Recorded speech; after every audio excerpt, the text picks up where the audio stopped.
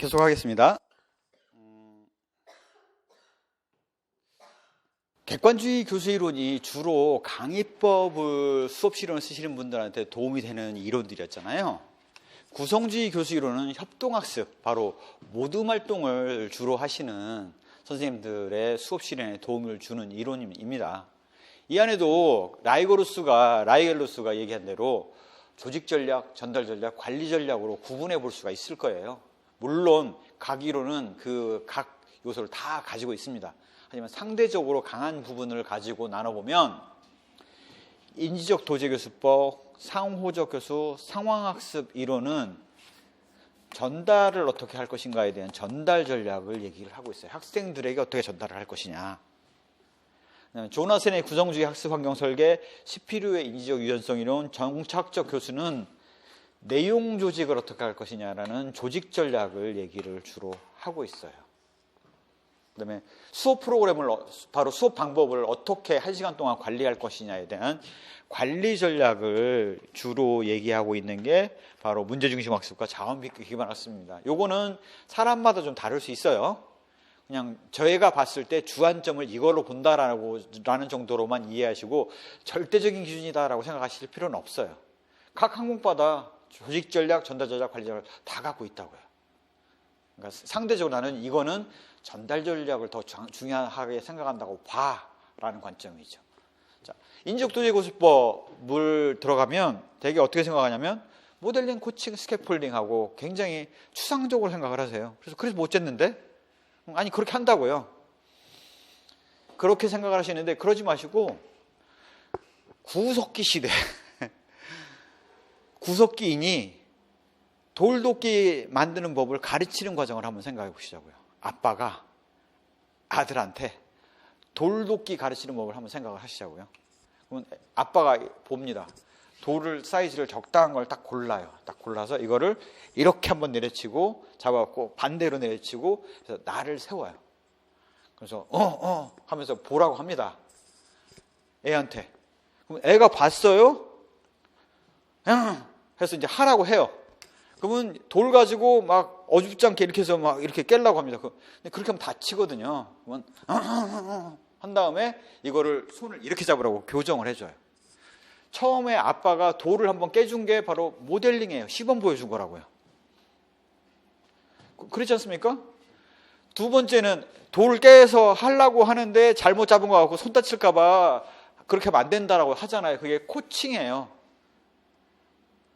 그 다음에 애가 돌 깨는 거를 하는 걸 보니까 이제는 잘 해요. 그러면 이제 굳이 관여 않잖아요. 그게 바로 스캐폴딩입니다. 비계 설정.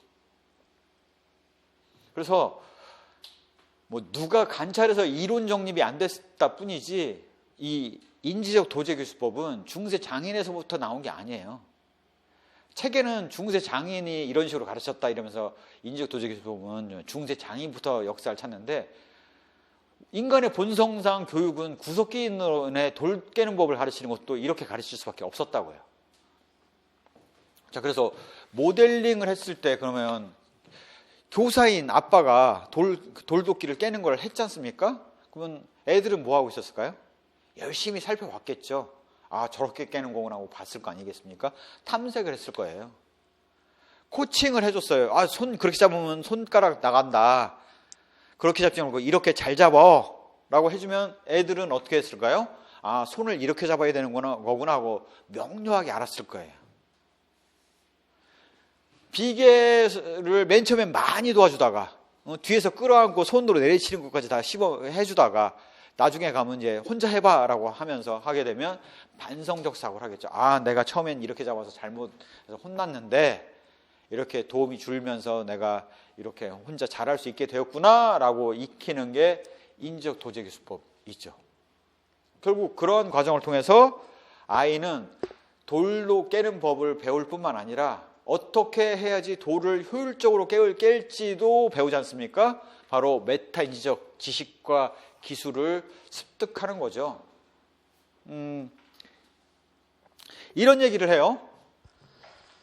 인간이 동물을 지배하면서부터 다른 동물에는 없는 존재가 살아남아 있는 존재가 있습니다. 그러니까 할머니는 생식 능력을 잃었어요. 그래서 기존의 다른 동물 같으면 밥을 먹여줄 이유가 없어요. 따로 그냥 굶어 죽으라고 내버려 둔다고요. 버리고 간다고요. 그런데 우리 인간은 엄마, 아빠가 있고 애를 키우면서 할머니라는 존재에 대해서 밥을 먹이고 살려둔단 말이에요. 왜? 애를 봐주니까. 교육 기능을 담당을 했어요. 바로 그렇기 때문에 인간의 지식은 당대로 끝나지 않고 연속되어서 누적될 수 있었던 거예요. 교육의 지식이 누적되어서 축적될 수 있었던 근거는 지금은 이제 할머니라는 설이 지배적이에요. 보십시오. 지식은 사회 집단의 참여를 통해서 구성된다고요. 할머니가 없었다면 할아버지는 사냥하다가 미리 죽었을 확률이 높아요. 할아버지 될 때까지 살아있을 확률은 거의 없습니다. 하지만 할머니는 집에 있었기 때문에 오래 살아남았다는 거죠. 자식을 생산할 수 있는 능력이 없음에도 불구하고 살아남았다고. 그래서 지식은 사회 집단의 참여로 구성된다라는 게 인지적 도제기술법의 특징이고, 바로 그러한 과정을 통해서 문화가 전수될 수 있었던 거예요. 구석기 시대부터 문화가 축적되어 오고 쌓여있을 수 있었던 거예요. 지속적인 자아성찰을 통해서 더욱더 발전된 기술이 누적될 수 있었던 거죠. 이게 바로 인지적 도제기술법이 교육을 통해서 학습, 교수법을 통해서 추구하는 바라고 보실 수가 있습니다. 상보적 교수, 상호적 교수는 우리가 하고 있는 하브르타 교수예요. 어떻게 하는 거냐면 선생님이 오늘 교육 이렇게 하는 거예요. 선생님이 설명을 쫙 해줘요. 선생님이 보여줬으니까 이제 네가 나한테 한번 가르쳐줘봐 하면 교수적 지원 제공하고 교사가 지원을 중지를 하죠. 그리고 서로 교대로 하는 거예요. 학생과 교사 간의 역할 교대에 의해서 학습을 하는 것이 바로 상호적 교수, 상보적 교수입니다. 자, 이때 교사의 역할은 뭘까요? 당연히 모델링, 코칭, 스캐폴딩이에요. 그래서 모든 구성주의 교수 이론에서 교사의 역할은 모델링, 코칭, 스캐폴딩입니다. 학생의 역할은 탐색, 명료화, 반추적 사고, 반성적 사고를 해요. 자, 이래서 서로 그래서 원래 이러한 상보적 교수는 원래 출발은 뭐 때문에 출발했냐면, 왜 여기 독해 전략 학습이라고 나왔냐면, 글을 잘 못 읽는 애들에게 글을 가르치기 위해서 나왔던 방법이 바로 상보적 교수예요. 선생님이 설명해줬지? 이번엔 네가 선생님한테 설명해줘봐 라는 전략을 글을 가르치기 위해서, 글을 잘 읽게 하기 위해서 나왔기 때문에 이게 나온 거고, 이게 일반화되면서 하브르타 복습처럼 선생님이 학생 역할하고 학생이 선생님 역할을 해가면서 서로 역할을 교대해가면서 배우는 학습으로 정착을 완전히 한 거죠. 그래서 이게 유태인의 랍비들 교육에 이 상보적 교수를 주로 써요. 그러면 유태인들은 다 이 하브르타 복습, 상보적 교수만을 전적으로 쓰느냐? 아닙니다. 어느 경우에만 하브르타 복습을 쓰냐면 랍비 교육을 받는 사람들만, 우리로 따지면 신학대학 다니는 사람들만 하브르타 복습을 하고, 물리 이런 것들은 다 우리 지금 똑같은 방법 써요. 강의법을. 그러면 랍비는 왜 굳이 이 상보적 교수를 써야 될까요? 랍비를 잘 보시면 이런 사람들이에요. 마을에서 정신적 지도자이자 종교 행사를 집도하는 사람으로 있으면서 마을에 문제가 발생하면 그 이야기를 듣고 고민해가지고 해결책을 마련해 주는 사람이 랍비입니다. 즉문즉답이 가능해야 되는 사람이죠. 즉문즉답이 가능하기 위해서는 완벽한 학습이 되어 있어야 됩니다. 그래서 상보적 교수를 쓰는 거예요. 즉 실천 능력을 갖추고 있지 않으면 랍비 역할을 못해요. 그래서 지금 하브르타 복습을 오후에 하는 이유가 뭐냐? 실천할 수 있는 능력을 갖추는 게 목적이에요. 그냥 나 이거 알아, 외웠어가 아니라, 외웠을 뿐만 아니라 실천할 수 있는 능력을 갖추도록 하는 게 목적이라는 거죠. 그렇게 준비해 두지 않으면 논술로 작성이 어려워요. 그래서 그런 개념이다라고 이해를 하시면 될 것 같아요. 자, 세 번째 방법은 상황학습 이론인데요. 학생에게 전달될 지식이 적용될 수 있는 상황 부여를 하는 거예요. 그게 문제가 됐든 행동이 됐든 뭐가 됐든 상관없어요. 학습이 됐든. 자, 그러니까 F는 MA라는 공식을 가르치고 싶다. 물질 운동의 법칙을 가르치고 싶다. 그러면 교사가 교육 과정의 내용을 학습 내용을 설계를 할 때 이런 내용, 이 규칙이 적용될 수 있는 문제를 내는 거죠. 상황 부여를 하고 한번 적용해 봐. 그렇게 해서 적용을 하면서 이 F는 MA를 알면 뼛속같이 남는다는 거죠. 머릿속에 박혀서 언제 어디서든지 이거는 F는 MA를 활용하면 되겠네? 라는 식으로 완전한 적용이 가능한 능력을 갖추게 되더라. 상황학습 이론이에요. 상황 부여 후 학생이 주도해서 그 문제를 해결해 나가는 과정에서 그 배워야 될 이론을 적용하는 거죠. 적용을 통해서 배우는 거. 이게 바로 상황학습 이론입니다. 주로 과제를 부여하거나 문제를 제시하거나, 문제는 집단 단위로 문제를 해결할 수도 있고 혼자 해결할 수도 있겠죠. 좌우간 개인한테 주어졌든 집단한테 주어졌든 과제나 문제를 제시하고 그거를 해결하면서 직접 적용해서 배울 수 있게 하겠다가 바로 상황학습입니다. 바로 이렇게 전달했을 때가 가장 효과적으로 지식의 내용을 전달할 수 있다는 거죠. 그래서 인지적 도제교수법, 상보적 교수, 상황학습 이론이 가장 효율적인 학습, 전달을 위한 전략들을 얘기를 하고 있습니다. 모둠 활동을 하는 방식이 주로 다 이런 상황학습 이론에 근간을 두고 있죠.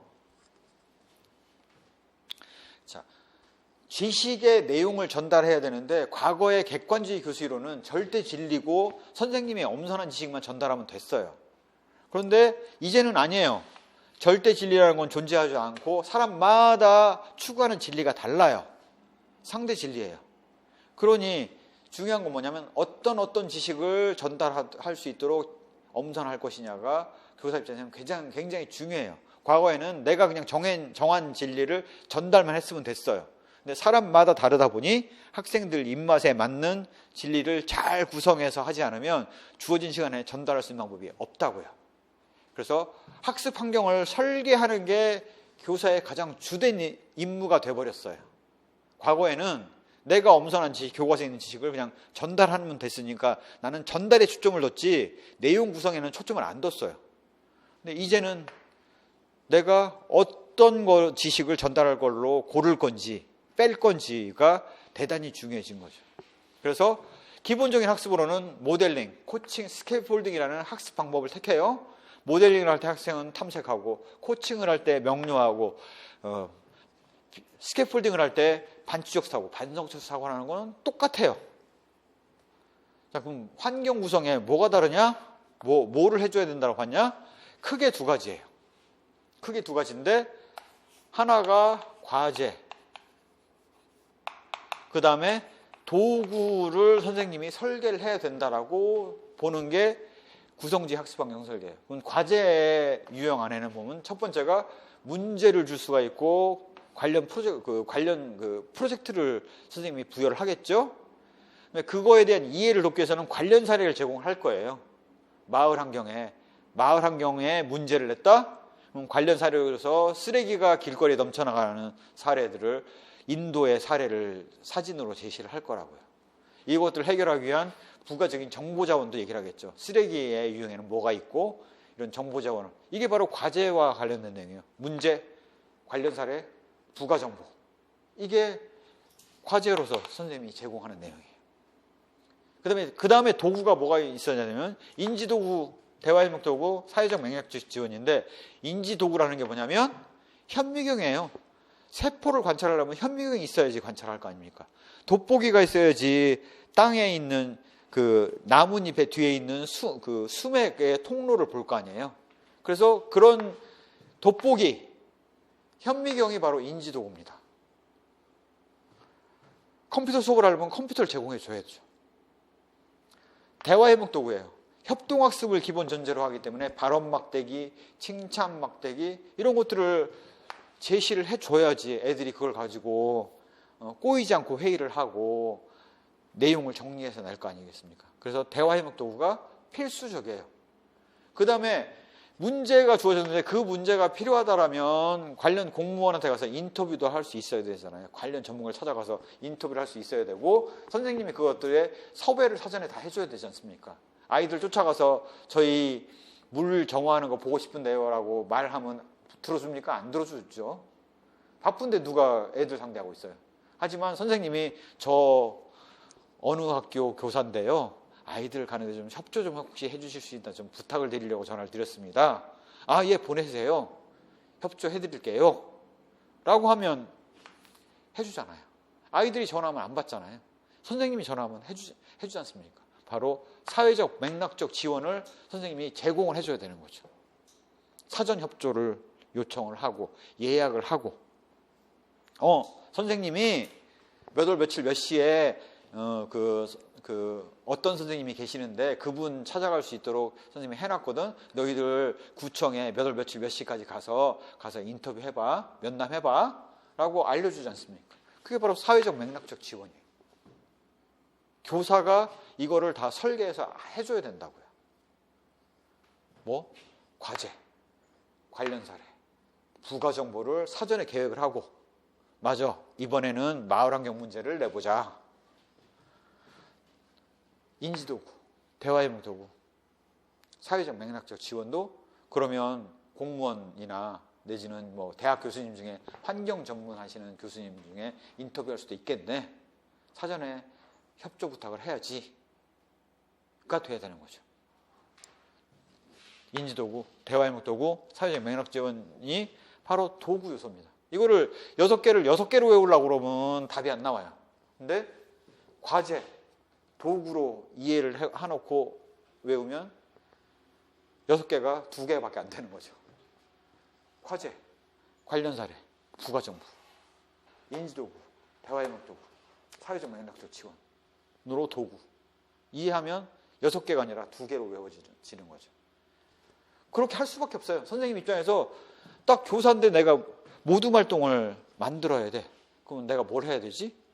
일단 과제 만들고 관련 사례 필요한 내용이 있으면 관련 사례 내가 애들한테 이해 돕도록 지원해 제공해야 되고 비교 부가적으로 필요한 정보들이 있으면 인터넷에서 검색해가지고 할 수 있도록 알려줘야 되고 뭐 봐야 된다라는 거 도서 같은 거 알려줘야 되고 그다음에 필요한 도구들 제공하고 그다음에 아이들 협동학습할 수 있도록 대화 협력할 수 있는 발언 막대기, 칭찬 막대기 교보제에서 갖다가 해줘야 되고 그다음에 전문가들 인터뷰할 수 있도록 사전 연락, 예약 다 해줘야 되고 이거 해줄 수밖에 없잖아요. 그래서 이렇게 6가지를 제공하고 있다라는 거죠. 이것들을 내용을 조직을 다 해야 된다는 거예요. 과거에는 내가 뭘 가르쳐야 되지? 라는 지식의 체계만 잡고 있으면 됐어요. 혼자만 책 보고 연습할 수 있으면 됐는데 이제는 안 그렇다는 거죠. 이걸 다 설계를 해야 되는 거죠. 설계자가 돼야 되는 거죠. 스피리오의 인지적 유연성 이론이 얘기하는 바는 학생들 입장에서는 이 지식을 배워서 그것만 배울 게 아니란 말이에요. H2O라는 것만 배워서 남길 게 아니란 말이에요. 이거 외우는 게 목적이 아니라고요. 내가 배운 지식을 이쪽에도 활용해 먹을 수 있고 저쪽에도 활용할 수 있고 다양한 활용 사례를 활용할 수 있는 살아있는 지식을 배워야 될 거 아니겠습니까? 결국 그렇게 하려면 하나의 개념을 습득함에 있어서 다양한 관련 사례를 다 접촉해 보는 거죠. 예를 들자면 선생님이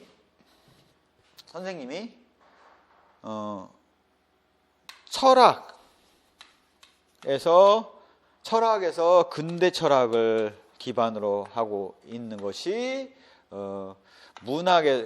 문학에서는 사실주의로 이게 음악에서는 그 드뷔시와 같은 그 사람들로 이어지고 미술에서는 후기 인상파로 확장되고 이런 연결고리를 다 해서 다양한 사례를 제공을 할 때 근대 철학이 미친 영향을 쫙 이해를 할 수 있고 적용할 수 있지 않습니까? 그런 것처럼 주제를 중심으로 해서 다양한 소규모 사례, 이거를 큰 사례를 제공하면 이거 하나만 설명하는데도 1시간 다 지나가 버리잖아요. 그러니까 10분 정도 설명할 수 있는 사례다 그러면 5가지 사례를 제공할 수 있잖아요. 우리가 50분이라는 시간이 주어지기 때문에. 즉 정수를 담고 있으면서 작고 이해하기 쉬운 사례일수록 학생들 입장에서 이해하기 쉽고 다양한 사례를 제공해도 쉽게 이해할 수 있잖아요. 그런 것처럼 다양한 소규모 사례를 제시를 하면 단순하게 그 개념만 이해할 뿐 아니라 그 개념을 확대 적용하고 현실 생활에 적용할 수 있는 기반이 만들어질 수 있다라는 게 스피리오가 얘기하는 인지적 유연성 이론이 의미하는 바예요. 즉 학교에서 가르칠 때는 복잡한 사례를 제공하는 거는 손해라고요. 이해만 어렵게 만들어요. 단순하면서 정수에 해당되는 핵심 사례를 모아서 잘 제시를 하면 학생들이 이해하기가 쉬운 거죠.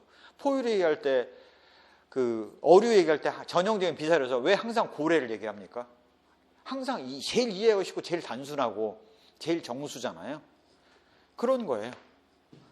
즉 이렇게 다양한 사례를 제공하는 게 좋겠고, 그렇게 효율적으로 다양한 사례를 제시를 하려면 멀티미디어, 하이퍼미디어로 제공을 하는 게 좋겠다 이거죠. 하이퍼라는 게 탁탁탁 클릭하면 해당 멀티미디어로 넘어가는 거지 않습니까? 예를 들자면 전형적인 하이퍼미디어가 유튜브예요. 유튜브 딱 들어가면 내가 키워드 딱 검색하면 그 내용 뜹니다. 그래서 보여줘요. 보여주다가 관련 밑에 목록, 관련 동영상 목록 밑에 쫙 떠 있잖아요. 어디 보자. 이거 하다가 이거 봤지? 그 다음에 여기 밑에 딱 클릭하면 관련 사례 딱 떠가지고 관련된 걸로 다 바로 넘어가요. 그래서 보여줘요. 이게 바로 하이퍼미디어입니다. 이런 것들을 활용하면 훨씬 더 효율적이겠죠. 복잡하고 다원적인 지식의 재현의 목표를 두고 있는 거죠. 철학에서 문학으로, 문학에서 음악으로, 음악에서 미술로까지 전체적인 흐름을 이해를 할 수 있도록 전달하는 게 다양한 사례를 다차원적인 지식의 재현의 목표가 되는 거고요. 그런 걸 통해서 인지적 유연성, 바꿔서 얘기하면 현실 적용 가능성을 높이는 것이 목적이죠.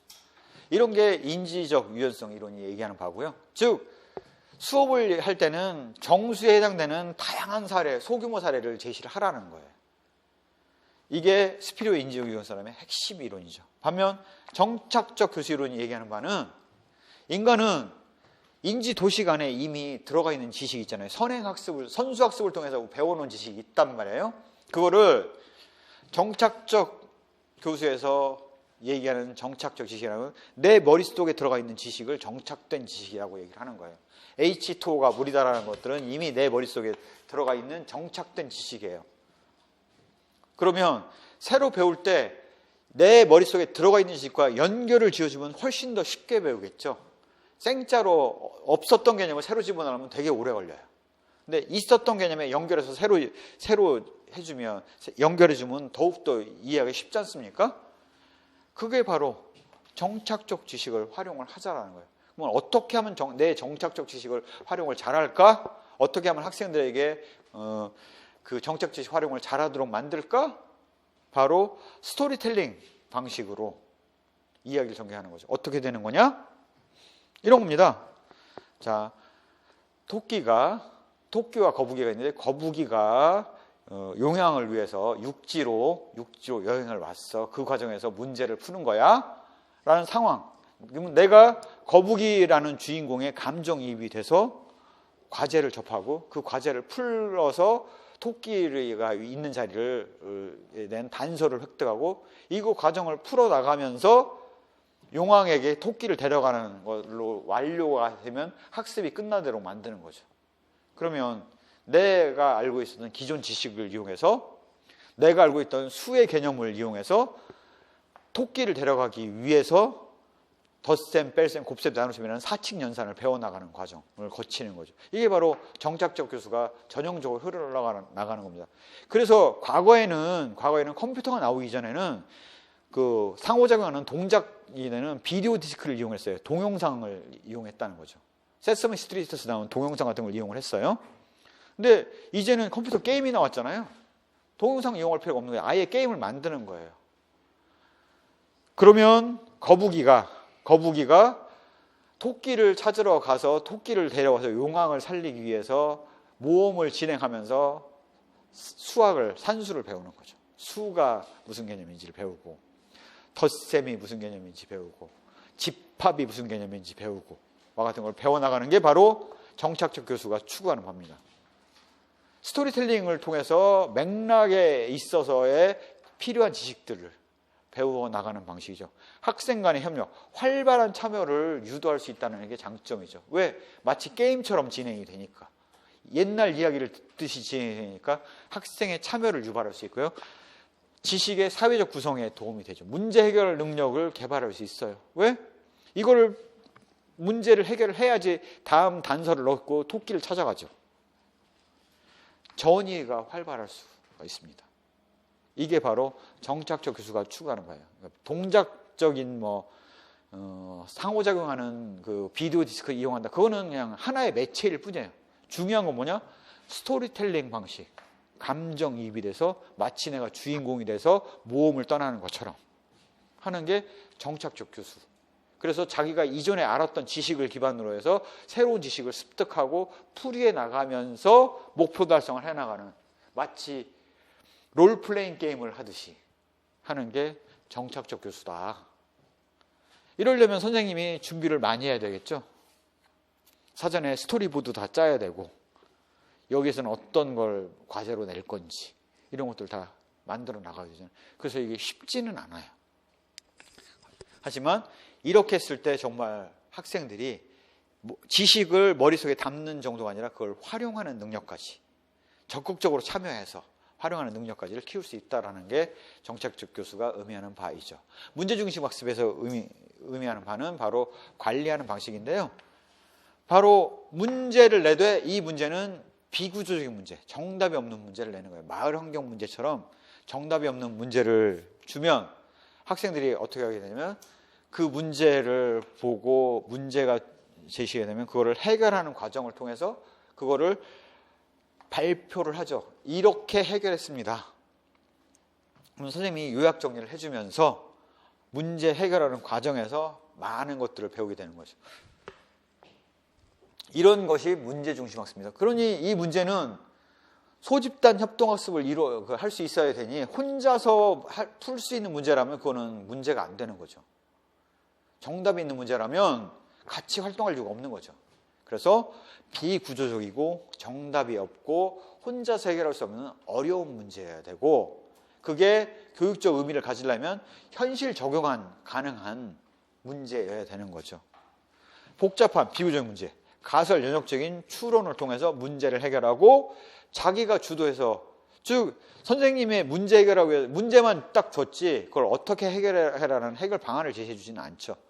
그거를 스스로가 학생들이 회의를 통해서 찾고 그걸 통해서 하기 때문에 자기주도 학습에 협동학습이 결합된 형태가 되는 거죠. 자기주도라는 건 뭡니까? 문제 해결을 위한 계획을 각자 회의를 통해서 찾잖아요. 자기주도로. 자아성찰이 중요하죠. 이런 방식으로 수업을 관리하는 프로그램이 하나가 있고, 자원기반 학습이 있죠.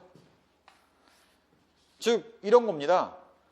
자신의 머릿속에 있는 지식만 활용하면 객관주의 시험에서 얘기하는 암기형 지식을 활용하는 게 되죠.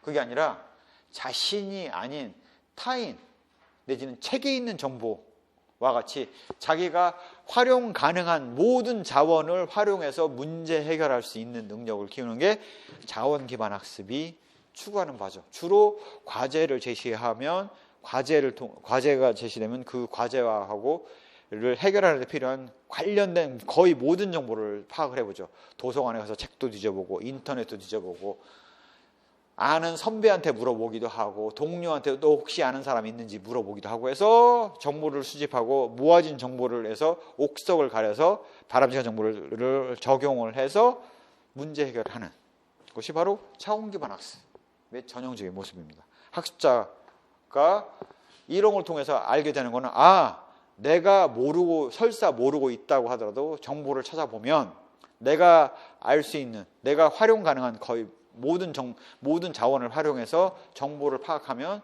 문제를 해결할 수 있구나라는 것들을 알 수 있죠.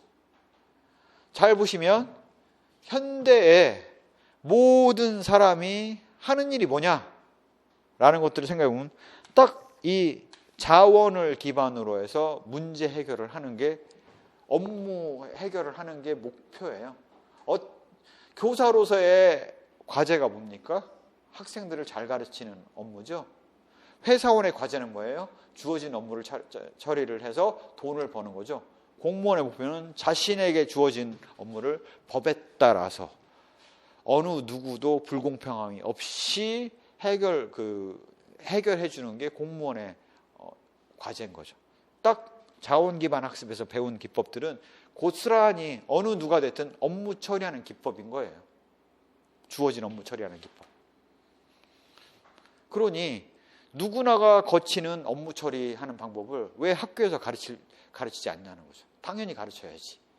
어차피 이렇게 문제 해결, 자기가 농부가 되든 교사가 되든 의사가 되든 공무원이 되든 이 과정을 거칠 건데 라는 게 자원 기반 학습이 주장하는 바입니다. 이제 좀 더 들어가서 볼게요. 인지적 도제교수법은 이미 구석기 시대 돌독기 학습을 통해서 핵심 개념을 다 설명을 했어요. 자, 이런 인지적 도제교수법이 갖고 있는 제한점만 이해를 하시면 될 것 같아요. 학습자 경험과 관점에 대한 존중이 부족하다는 게 문제죠. 잘 보시면 구성주의 교수 이론이 갖고 있는 가장 큰 주안점은 학생 중심이어야 된다라는 거잖아요. 그런데 인지적 도제교수법은 장인이 시동한테 가르치는 방식. 그때는 때려서 가르치죠, 막.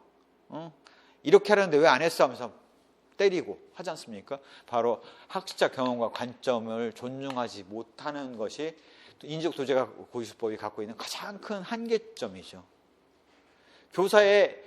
교사가 이미 다 정답을 정하고 있잖아요. 돌도끼를 깰 때는 이렇게 잡고 깨야 돼라는 정답을 정하고 있잖아요. 인지적 과정을 답습할 수 있는 것이 한계점으로 작용한다. 이미 인지적 도제교수법은 우리가 교육심리학에서 비고츠키가 사회적 구성주의 인지발달 이론을 할 때 인지적 도제교수법을 가장 제시를 철저하게 했잖아요. 그거에 근간을 두고 있는 거지 않습니까? 그래서 교사의 인지적 과정을 답습하고 있다는 게 가장 큰 한계점이다. 너무 교사에 의존을 한다.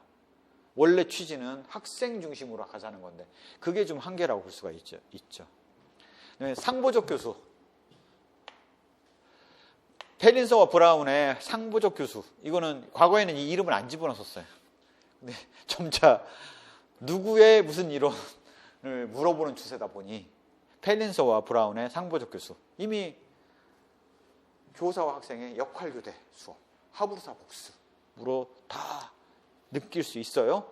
원래 출발은 독해를 잘할 수 있도록 하는 게 출발이었기 때문에 이 목표를 독해력 지도로 뒀다. 지금에서는 이게 일반화돼서 학습이 목표지 독해력 지도만이 목표가 아니다 라는 것들을 좀 강조해서 말씀드립니다. 맨 처음 이 사람들이 낼 때는 독해력을 어떻게 향상시킬 것인가에 주안점을 두고 만들었어요. 근데 괜찮으니까 그럼 다른 과목에서 왜 이 방법을 적용 안 해? 다른 수업에서도 다른 과목에서도 이거 적용하면 되지로 확장된 거죠. 그래서 점진적으로 이동해 나가는 거고 짝짓기, 학생의 교수 활동을 고찰을 하면서 배워나갈 수 있는 것들이 있는 거죠. 실제 하브르타 복습을 여러 선생님들이 해보셔서 느끼셨겠지만 질문을 잘하는 게 되게 어렵지 않습니까? 내용을 제대로 알지 못하면 질문하는 게 되게 어려워요. 그래서 그런 것들을, 그래서 질문을 제대로 뽑았다는 얘기는 상당히 알고 있다라는 얘기가 되는 거고, 그거에 대한 답변을 통해서 삶의 완벽을 추구하는 게 바로 상보적 교수가 갖고 있는 장점이라고 보실 수가 있습니다. 상황학습 이론은 이미 설명드렸던 것처럼 상황, 맥락을 제공하고 그 맥락 하에서 자기가 전달받을 지식을 적용해 보는 거죠. F는 MA라는 지식을 적용할 수 있는 상황에 실험을 해보는 거예요. 그렇게 해서 F는 MA가 맞구나 라고 느끼는 거죠. 장점은 지식의 전이가 촉진되고요. 새로운 아이디어 창출을 촉진하고 지식의 함의를 파악하는 게 쉽죠. 즉 F는 MA를 실험 실습을 통해서 적용해 보고 나면 이게 자동차에는 이렇게 적용되는 거구나. 이게 로켓에는 이렇게 적용되는 거구나. 라는 것들을 구조화해서 파악하기가 쉬운 거죠. 그래서 그렇게 이해를 하시면 될 것 같아요. 나머지는 그냥 읽어보시면 다 알 수 있는 내용이라서 굳이 제가 설명을 안 해도 될 것 같아요. 자, 조나슨의 구성주의 학습 환경 설계는 2017년 정시에서 나왔기 때문에 좀 덜 중요하기는 해요. 왜냐하면 교수학습이론은 분야가 넓기 때문에 나왔던 거 또 내기는 쉽지 않을 것 같거든요. 그때 뭘 물어봤냐? 바로 문제 프로젝트, 관련 사례, 정보자원, 인지도구, 대화협력도구, 사회적 맥락적 지원이라는 이 6가지 지원 체제를 물어보면서 방안을 내라는 것이에요. 이거의 방안을 3가지를 들으라는 거였어요. 그러면 이런 거죠. 비구조적인 문제를 제시를 한다. 그러니까 문제 프로젝트에 한 방안이 되겠죠. 관련 사례를 제공한다. 문제 이해에 필요한 사전 지식을 제공한다. 그러니까 관련 사례가 되는 거예요. 정보 자원을 제공한다. 그러한 문제 이해에 도움이 되는 것들을 찾아볼 수 있는 도서를 추천한다. 책을 추천한다. 내지는 인터넷에 관련 사이트를 제공한다. 그러니까 정보 자원을 제공하는 거죠. 그다음에 인지도구에 해당되는 현비경이나 학습에 필요한 피아노와 같은 인지도구를 제공한다. 대화협력도구는 칭찬 막대기, 발언 막대기를 제공한다. 사회적 맥락적인 지원은 인터뷰의 대상이 된 사람에 대한 사전 예약, 협조를 선생님이 지원한다. 이런 것들이 바로 선생님이 직접 적용할 수 있는 사례가 되겠죠. 그런 것들로 연상해서 보시면 될 수가 있어요. 그래서 조나슨의 구성주의 학습환경 설계에서 하는 얘기는 이런 겁니다. 학습활동은 교수활동이 이루어지면 거기에 따라 학생이 반응을 하잖아요. 모델링이 하게 되면 학생은 탐구를 하게 되고, 코칭을 하게 되면 학생은 명료화를 하고, 스캐폴딩을 하게 되면 반성적 사고를, 반추적인 사고를 학생들이 한다라는 거죠. 그래서 그런 것들을 의미하는 거라서 요거는 그런 의미다. 여기서 교사의 역할, 학생의 역할로 구분해 볼 수가 있겠죠. 이게 원활하게 제공되기 위한 환경, 교수 환경을 사전에 교사가 설계해야 되는데 뭘 설계해야 되냐? 바로 문제, 관련 사례, 부가정보, 인지도구, 대화협력도구, 사회적, 맥락적 지원을 교사가 사전에 계획을, 환경을 설계를 해줘야 되는 거죠. 그래서 과거에는 이 교수 활동을 중요하게 생각했어요. 객관주의 때는 교수 활동을 중요하게 생각했어요. 하지만 구성주의에 와서는 이 지원체제, 바로 환경을 구성하는 부분이, 환경을 설계하는 부분이 훨씬 더 중요해진 거죠. 그래서 그런 정도로 이해를 해두시면 충분합니다. 스피루의 인지적 유연성 이론은 다양한 소규모 사례를 제공하는 거. 그런 것들을 통해서 여러 가지 사례를 접했기 때문에 복잡하고 다원적이며 비구조적인 특성을 지닌 고차원적인 지식 형성 이용, 되게 말이 어려워요. 그래서 제가 아까 설명했던 게 그거죠. 철학과 문학사조와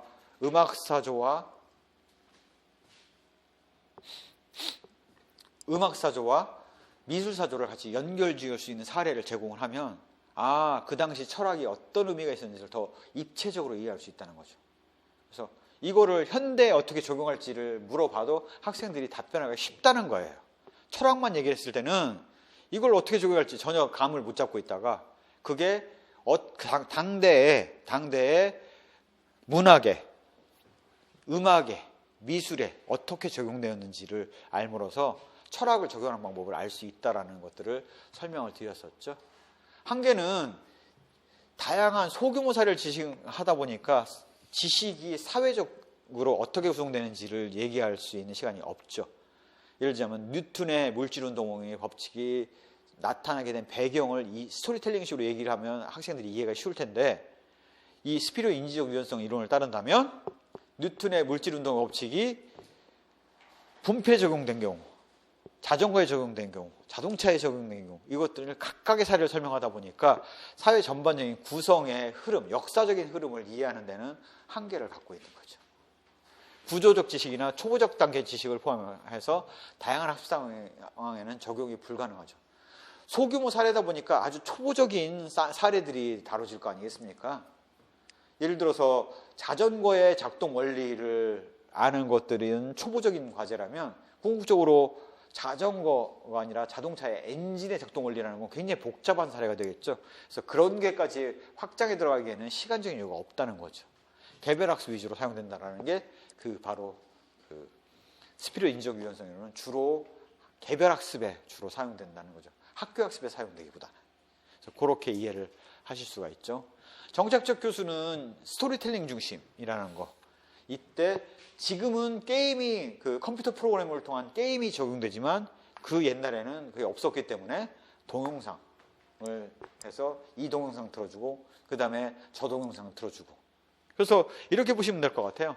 세스미 스트리트라는 우리나라 치면 뽀뽀뽀에 해당되는 프로그램을 보면 국어 알파벳 배우는 시간, 그 다음에 뭐 숫자 개념 배우는 시간, 이런 식으로 계속 동영상들이 연결되어 있거든요. 바로 정착적 교수가 반영된 것이라고 보실 수가 있습니다.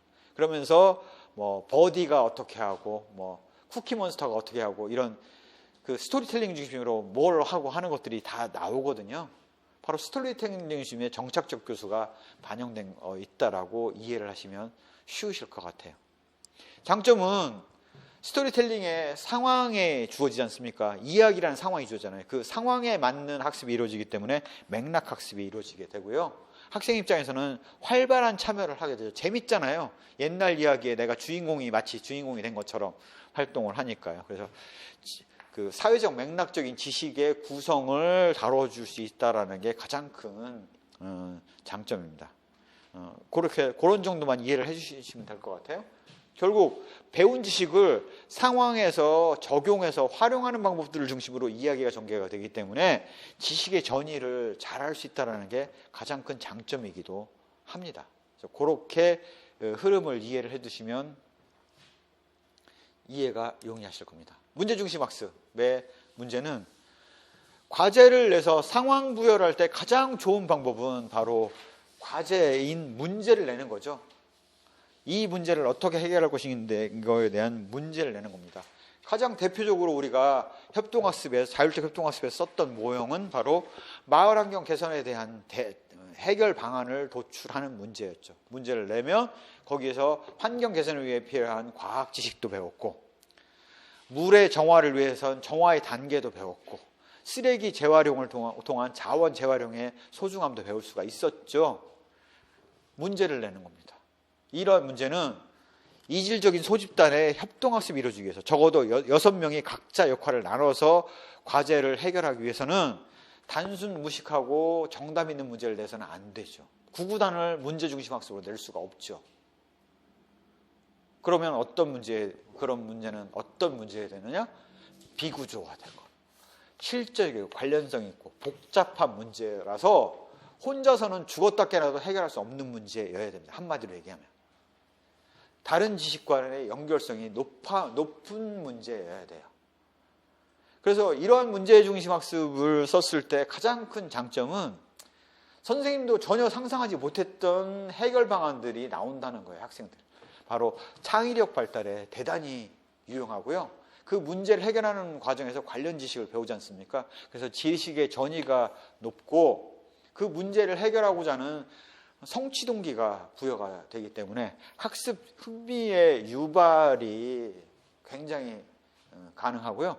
그 다음에 선생님이 과제만 제시를 했지 구체적인 해결 방안에 대해서는 각자 모둠 활동을 통해서 알아서 결정하고 알아서 하라고 했지 않습니까? 선택권을 위임한 거잖아요. 그렇기 때문에 자기주도적 학습이 가능하고 혼자서 해결할 수 없기 때문에 각자 역할을 나눠서 협동심을 키울 수 있어요. 그럴 수밖에 없죠. 그렇게 하면 성과가 좋을 수가 없는 거죠. 그다음에 선생님은 이전에 수업 경험을 통해서 이 문제에서는 이런 결과가 나왔는데 이번에 나온 것들은 결과가 못하다 아니면 더 뛰어나다 이런 것들을 알 수 있죠. 그래서 학생들을 독려할 수가 있습니다. 결국 이러한 문제중심 학습에 있어서 교사의 역할은 뭐냐? 바로 설계자죠. 문제를 설계하는 사람. 그 다음에 학생들한테 쫓아가서 어디까지 하고 막혔는지를 파악을 하고 더 나갈 수 있도록 조언을 하는 촉진자이자 안내자 역할을 하는 거죠. 니네 이거 이렇게 이쪽으로 해서 해결해야 돼 라고 안내를 해줘야 되는 거죠. 비구조적 문제를 제시하는 역할들을 하고요. 팀 구성을 지도를 하는 역할들을 선생님이 하게 됩니다. 협동학습, 자율적 협동학습 모델 할 때 보면 딱 그렇잖아요. 과제 제시하고 과제를 나누고 모든 구성하게 하고 모든별로 과제를 선택하게 하잖아요. 선생님이 정해주지 않잖아요. 그 다음에 그 모든별로 주어진 과제에 대해서 각자 세부 주제를 나눠서 역할들을 누가 뭘 할지를 선생님한테 통보해달라고 얘기를 하잖아요. 그러면 알아서 계획을 세워서 하지 않습니까? 그래서 그 역할들을 하고 있는 거라고요. 교사 역할. 다양한 학습 자원의 활용 탐색을 자극을 하죠. 애들이 인터넷만 뒤지고 있어요. 그러면 그것만 보지 말고 도서관에 가면 이 책이 있거든. 이 책 한번 살펴볼래? 하고 권한단 말이에요. 다양한 학습 자원 탐색을. 자기선찰적 사고를 제시를 하고 과제에 대해서 피드백을 제공하죠. 물팀 이번에 한 거는 선생님이 여태까지 수업 진행하면서 한 번도 못 본 좋은 아이디어가 나왔어요. 아우 대단해요. 라고 피드백을 제공하잖아요. 그게 교사의 역할이라는 거죠. 그래서 나머지는 읽어보시면 될 것 같습니다. 이게 바로 문제 중심 학습은 이걸 직접 적용한 사례가 자율적 협동학습 모델이에요. 그 협동학습이 어떻게 진행되는지 연상을 그림을 그려보시면 교사가 뭘 했겠구나. 학생들은 뭘 하겠네? 문제의 속성은 어때겠네? 라는 것들을 느낄 수 있는 거죠. 굳이 이걸 외우지 않더라도. 그렇게 이해를 하시면 될 것 같습니다. 문제 중심 학습은 자율적 협동학습하고 똑같아요. 그래서 도입, 문제 제시, 문제 해결, 발표 및 토의, 정리를 과정을 밟겠죠. 자율적 협동학습 모델이 딱 이대로 따랐지 않습니까? 전형적인 문제 중심 학습 모형이거든요. 자원 기반 학습은 문제 중심의 학습은 문제를 제시해야 되잖아요. 근데 우리가 애들에게 가르쳐야 되는 게 문제를 해결하는 능력만 가르쳐야 되는 게 아니죠. 과제를 제시하고 그 과제에 관련된 정보를 찾는 연습을 시킬 수도 있겠죠. 꼭 문제 해결이 아니고도 지식을 습득하는 과제일 수 있단 말이에요. 그런 때 쓸 수 있는 거는 자원 기반 학습이죠. 즉 문제 중심 학습보다는 상대적으로 융통성이 더 있다라고 보실 수가 있어요. 왜? 절차가 딱 이래요. 이게 모형마다 다른데 이 모형마다 다른 절차를 외울 필요 없어요. 딱 어떻게 되냐면 이게 과제 파악입니다. 과제 파악. 그 다음 단계가 뭐냐면 정보 수집 및 분석 단계예요. 그 다음 단계가 뭐냐면 분석된 정보를 가지고 활용하는 단계예요. 활용해서 과제를 해결하는 단계예요. 이게 문제일 수도 있고 문제가 아닐 수도 있어요. 그 다음에는 딱 피드백하는 단계예요. 누가? 교사가. 피드백. 딱 이 과정이에요. 단계가 좀 더 세분화해서 여러 가지가 있지만 핵심은 과제 파악, 정보 수집, 분석, 그 다음에 정보 활용 및 의사결정, 그 다음에 피드백, 제대로 됐는지. 전형적인 우리가 문제 해결 과정, 의사결정 과정을 그대로 따르고 있다고요. 어떤 업무를 하더라도 똑같이 이거를 농부를 하든 막노동을 하든 교사를 하든 과학자를 하든 예술가를 하더라도 똑같은 과정을 거칩니다. 그렇죠? 그러니까 이거를 자원 기반 학습. 왜 자원이라고 썼냐? 이 과정 안에서 자기의 머릿속에 암기된 지식만 활용하는 사람은 아무도 없습니다. 그때는 그렇게 해서 할 수 있는 건 아무것도 없죠. 그것만 갖고 할 수 있는 건 별로 없어요. 즉 자신이 아는 사람, 자신이 알고 있는 책, 자신이 찾아보고 싶은 인터넷을 통해서 다양한 자기가 활용할 수 있는 모든 자원을 활용하도록 돼 있지 않습니까? 그래서 자원 기반 학습을 통해서 이렇게 정보 수집하고 하는 과정을 거치게 되면 자신의 자원 관리 능력을 키울 수가 있어요. 아는 사람이 많으니까 누군가는 아는 사람이 있구나. 사람들하고 친하게 지내는 게 중요하네. 라는 자원 관리 능력을 키울 수가 있다라는 거죠. 단, 중요한 게 뭐냐면 정보 수집 과정에서 수많은 정보를 보는데 이게 잘못된 정보가 있을 수가 있잖아요. 그 중에서 엄선해서 결국 적용한 결과를 갖고 발표를 할 거 아니겠습니까? 학생들 입장에서는. 그때 잘못된 정보가 녹아 들어갈 수 있다는 게 한계죠. 그래서 학생들이 한 거에 있어서는 철저한 피드백이 필요하지. 피드백이 잘못되면, 안 되면 학습이 아무것도 안 이루어질 수가 있어요. 하다 말아버릴 수가 있는 거죠. 문제가 봉착했을 때 정보를 아무리 찾아봐도 안 나와. 그러면 포기해버릴 수가 있잖아요. 이때 선생님 입장에서는 이게 협동학습을 통해서 적극 개입해서 너희 어디까지 풀었어? 이거 어떻게 해결할 거야? 라는 것들을 묻고 그거에 대한 방안을 제시를 해줘야지 학생들이 포기하지 않고 학습을 유지해 나갈 수 있겠죠. 구체적인 제시가 필요해요. 이렇게 하는 게 너무 당연할 것 같은데 학생들한테 해봐라 그러면 처음부터 되느냐? 안 됩니다. 선생님들이 과연 과제를 파악하고 정보 수집하고 정보를 활용하고 이거를 언제 해봤을 거냐? 대학교에서 졸업하시는 마당에 내가 교사를 해야 되나? 취업을 해야 되나? 취업 자리 알아볼 때 아마 이게 처음 적용해 보셨을 확률이 높아요. 처음부터 잘할 수 있나요? 아니죠. 그래서 학습자가 익숙하지 않기 때문에 또한 이 과정 자체가 쉬운 일이 아닙니다. 내가 이렇게까지 해야 되나?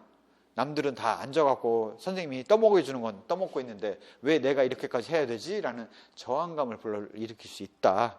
따라서 이러한 부분들에 있어서는 교사 입장에서 잘 다독거리면서 이끌고 오는 게 중요하다라고 말씀드릴 수가 있습니다. 이렇게 하면 선생님들 언뜻 생각에 아니 그냥 애들한테 그냥 과제만 대충 던져주면 나는 놀아도 되는 거 아니야? 라고 생각을 하시는데 통상 강의법보다는 훨씬 더 많은 노력이 들어가요. 왜? 과제를 철저하게 준비를 해야 되거든요. 수업 1시간을 위해서 과제가 3시간, 4시간이 준비가 돼 있어야지 1시간짜리 수업을 진행할 수가 있어요. 그래서 이걸 놓고 난 놀면 돼? 절대 아닙니다. 강의법보다 엄청나게 많은 노력을 들여야 돼요. 그래서 고등학교에 3년 과정을 2년에 가르쳐라 라고 하면 선생님들이 이러한 구성주의 학습 방법을 안 택해요. 자기가 힘들어요. 훨씬 피곤해요. 그러면서 좋은 소리 못 들어. 부모들이 뭐라고 하는 줄 아십니까? 애들 대학교 입학시험 준비하기도 바쁜데 왜 그런 대학교 시험에 나올 얘기는 안 하고 왜 엉뚱한 것만 가르칩니까? 왜 애들을 대학교 못 가게 공부할 시간을 방해를 하세요 라고 컴플레인이 들어오는 게 현실이에요. 그러니 교사 입장에서는 이렇게 가르쳐주고 싶죠. 자기가 노력 들여서 잘 가르치고 싶지만 실상은 그렇게 했다가는 선생님 안 되겠는데요? 라는 얘기를 듣게 되는 거죠. 그래서 이런 어려움이 있다까지 하고 나머지 요거를 간략하게 설명을 드리면 될 것 같아요. 요 쉔크의 목표 기반 시나리오 같은 경우도 시나리오에서 역할 수행을 해서 목표를 달성한다라는 정도. 즉 교사 입장에서는 이 시나리오를 만드는 게 중요합니다. 목표를 수립하고 거기에 맞는 미션을 제공하는 거죠. 그다음에 스토리를 만들어요. 이 목표 기반 시나리오가 바로 정착적 수업이 확장된 것이라고 보시면 될 것 같아요. 그다음에 각각의 역할들을 주고 시나리오에 따라서 구체적인 활동을 전개를 해나가고 그러한 과정에서 학습 자원들을 적용해서 시나리오에 따라서 역할들을 수행을 하는 거죠. 그러니까 이겁니다. 너는 뉴턴, 너는 갈릴레오, 너는 케플러 같이 지구가 도는지 태양이 도는지 한번 같이 역할을 맡아갖고 해보자. 이게 목표 기반 시나리오의 전형적인 수업 형태예요. 그래서 그렇게 하는 것이다라고 이해를 해주시면 나머지는 이해하시는데 어려움이 없어요. 혼합학습은 다양한 수업 유형이 있지 않습니까? 그거를 몇 가지를 결합을 해보는 거예요. 어떤 식으로 결합하냐면 가장 전형적으로 많이 결합되는 수업은 온라인 수업과 오프라인 수업을 결합을 하는 방식이죠. 예를 들자면 수업 과제 같은 경우는 과제의 경우는 플립드 러닝이 가장 흔한 케이스인데요. 플립드 러닝이 어떻게 하는 거냐면 애들한테 프로그램으로 된 그 과제에 대한 강의식 수업이 프로그램화 되어 있는 것들이 다 배부가 돼 있거든요. 그거를 애들한테 복사를 해줍니다. 그래서 자 이거 수업 내용이니까 집에서 이거 다 풀어보고 공부하고 와가지고 수업 시간에 뭐 하냐면 자 질문사항 먼저 질문해봐. 질문 없어? 그럼 우리가 이런 활동 하자. 어제 그 수업 내용에 대해서 한번 토론을 두 조로 나눠서 해볼까? 해서 이렇게 참여 중심의 수업을 오프라인으로 진행하는 거예요. 온라인으로 오는 수업 내용들은 각자 알아서 공부해오고. 이게 바로 플립드 러닝이라고 얘기를 하고요. 학습을 집에서 하고 학교에서는 활동을 중심으로 하기 때문에 기존에 학습을 학교에서 하고 활동을 집에서 하게 하는 것과는 반대로 돼 있지 않습니까? 숙제를 내갖고 활동을 집에서 하는 것과는 반대잖아요. 그래서 거꾸로 수업이라고 얘기를 해요. 이런 것들은 주로 도덕 선생님들이 윤리 선생님들이 이런 것들을 많이 하시는데요. 이걸 처음에는 의식을 갖고 이걸 열심히 하시겠다고 하죠. 그러면 이제 한 달 만에 학부모 대표자가 전화가 옵니다. 그거 하느라고 애들이 지금 대입 시험 준비를 못하니 안 했으면 좋겠다고. 하지 말아달라고. 애들 대학 가는데 방해된다고. 선생님이 애들 잘 되는 게 목적이지 애들 방해하는 게 목적이 아니시지 않냐고 라는 소리를 들으면서 의욕이 푹 꺾이죠.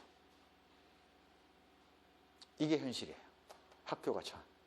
이게 바로 그래서 온라인과 오프라인과 온라인 형태로 결합되는 것들이 바로 블렌디드 학습입니다. 다양한 교수 전략이 결합되는 거예요. 더불어서 여기서 말씀드려야 될 거는 우리가 이미 이전에 구성주의 교수 이론들을 배웠죠. 그럼 그거 하나의 교수 이론만 적용돼야 되느냐? 아니라는 거죠. 다양한 교수 전략을 결합돼서 수행할 수 있지 않습니까? 모둠 활동 하실 때도 내가 사용하고 있는 교수 이론들을 한번 검증을 해보시고 과연 같이 결합해서 집어넣을 수 있는 교수 이론의 내용들은 없는지를 연상해 보시면 되죠.